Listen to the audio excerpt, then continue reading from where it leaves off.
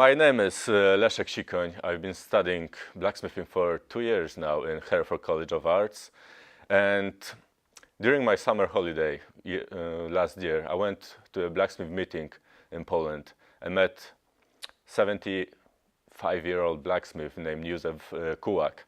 And as we were talking about stuff, he told me that they actually were reforging all old scrap from the battlefields after the war into tools because of the shortages of good steel.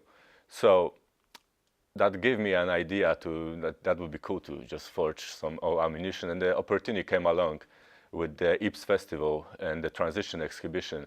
The idea behind the transition was to make the tools from the old ammunition, the tools that can be used by farmers to reclaim that land that was lost due to the war. So initial idea involved just using a part of the ammunitions and working my way out how to actually forge it into the tools. But that kind of didn't work, because if I would use the whole bullet and just forge the tool, then the message wouldn't come across. So I had to figure out the way to actually leave a bit of the original stock in my tools. So I went through a lot of sample drawings, different way to approach it, just like add little changes and try to work out the shape of the final tool. And eventually my shells arrived, because that was a challenge in its own, finding the munitions, and they all were in the different shapes. So when I got them, I couldn't just go straight to the forge and start forging them out. I had to figure out a way to get the shape I wanted from the stock I got. So plasticine, well, seems to be the best idea for it. I just start molding out with my hands and working out with the hammer and recording all the steps along to get. And when I was confident with the whole process, then I went to the forge and start forging them out into the final tools. So as you can see, I left one of the smaller shells on the top of the shovel for the handle bit. I decided to not do much forging on it, because I didn't want to lose all that lovely texture that we had. And this is simply rust and the effect of this shell being in the ground for so many years. So that could, to be honest, potentially kill somebody.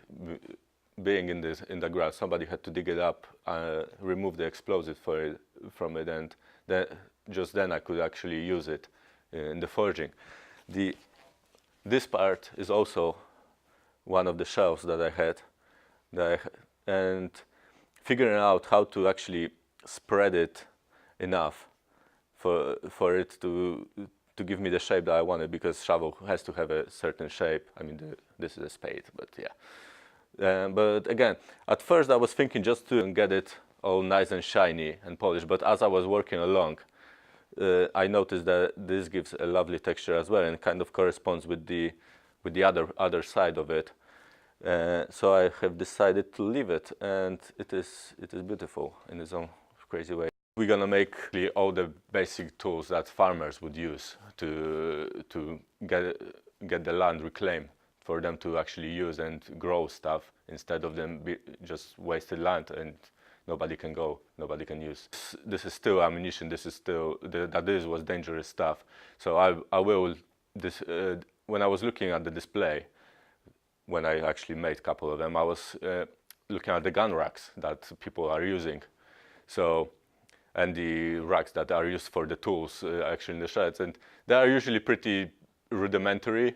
The ones that our farmers have, and the racks for guns, they're super posh. There's such a great woodworking.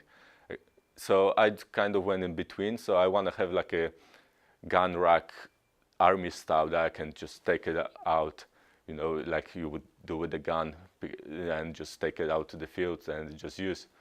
As you can see, I wanted to put a message across, not just make tools that will be tools.